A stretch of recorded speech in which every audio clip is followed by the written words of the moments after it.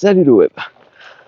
On vient de se faire une petite journée qui va bien avec Rêve de roue alias Trail Latitude Yann Dupré pour l'échappée belle du Morvan 2023. Et c'est là où j'ai commencé à tester deux produits sur la moto. Le premier produit, c'est celui dont je vous ai parlé déjà depuis un petit moment, c'est les pneus Borilli Racing 7 Days. Donc du coup en 140-98 à l'arrière et 90-121 à l'avant. Ils sont montés tous les deux depuis ce matin. Ils ont, je sais pas, j'ai dû faire 80 km, 100 km. Sachant qu'on avait des activités diverses et variées ce matin, des ateliers de lent, des ateliers chronométrés sur du rapide, des ateliers de travers, de franchissement de planches, des choses comme ça. Et cet après-midi, c'était donc un retour par la trace avec une soixantaine de kilomètres. Du coup, j'ai gonflé ça à 1 bar 2 aujourd'hui pour tester. Donc 1 bar 2 devant, 1 bar 2 derrière. Juste histoire de tester dans ces conditions-là. Et c'est un peu faible. Je pense que demain, je vais mettre 100, 150, 200 grammes de plus, pour un 4 je pense, principalement à l'avant. Qui du coup sur la route a tendance à prendre tous les défauts de la route à cette pression là, donc je vais voir si en montant légèrement la pression ça va permettre de gommer tout ça. Et en off du coup sur les pierrets, les choses comme ça, l'avant a tendance à engager et être moins réactive, moins, voilà, un peu pataude. Et du coup voilà, je vais monter un peu la pression. En termes de grip, ils sont imprenables, que ce soit à l'avant ou à l'arrière. On a fait du gras, on a fait du caillou, on a fait de la route, on a fait du mouillé, on a fait du sec. Il n'y a qu'à voir l'état de la moto d'ailleurs derrière moi. Et j'en suis vraiment très très content. Je suis vraiment super content de cette monte. C'est un pneu qui va avoir du coup, je les avais testés sur une vidéo précédente, une structure assez rigide.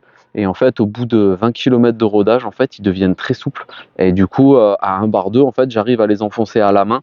Donc du coup, voilà, pas se faire avoir là-dessus. Quand ils sont neufs, Red 9 parodés, effectivement, ils sont assez rigides, à l'avant comme à l'arrière. Et une fois qu'ils ont fait une vingtaine de kilomètres, ils commencent à prendre de la souplesse, à prendre de la souplesse. Et du coup, ça va très très très bien. On a même fait du sable. Donc on a fait du sablonneux sur un terrain d'autocross. Merci au motoclub qui nous a accueillis d'ailleurs à Brassy. C'était super sympa de pouvoir rouler là-dessus et de pouvoir faire ces essais.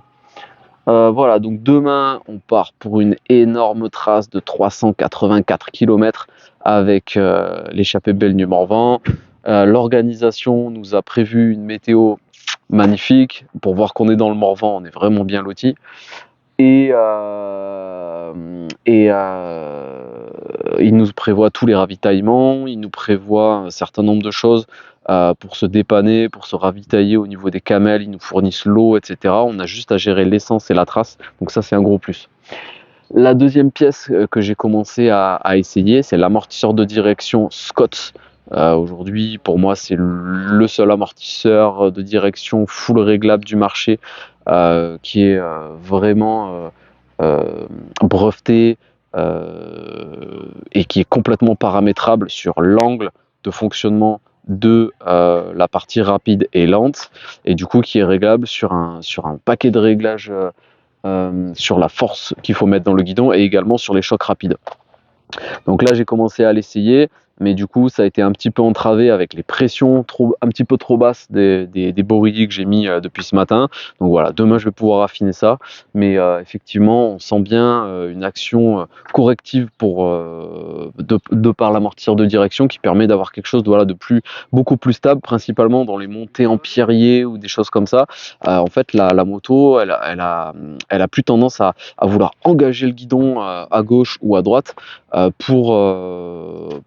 parce qu'elle est poussée par une pierre ou par un défaut, par une racine, des choses comme ça. Et du coup, elle a tendance beaucoup plus à rester en ligne. Alors, ça gomme pas tout. Forcément, il y a à éviter les choses. On peut pas passer dans un truc complètement défoncé avec une moto qui fait 200, 220 kg. Mais en attendant, ça met quand même pas mal de beurre dans les épinards et ça permet d'être beaucoup plus précis. Et notamment, ce qui va m'intéresser pour les grosses traces comme on a demain, c'est la fatigue. Du coup, sur 380 km, si on arrive à pas avoir de fatigue au niveau des chocs sur la direction, bah, ça va quand même être un gros plus. Donc merci à 3AS Racing pour la partie pneumatique, merci à Scott et Off the Road en Allemagne pour la partie amortisseur de direction, et on continue les tests. Salut le web, on reste branché, ciao, à bientôt.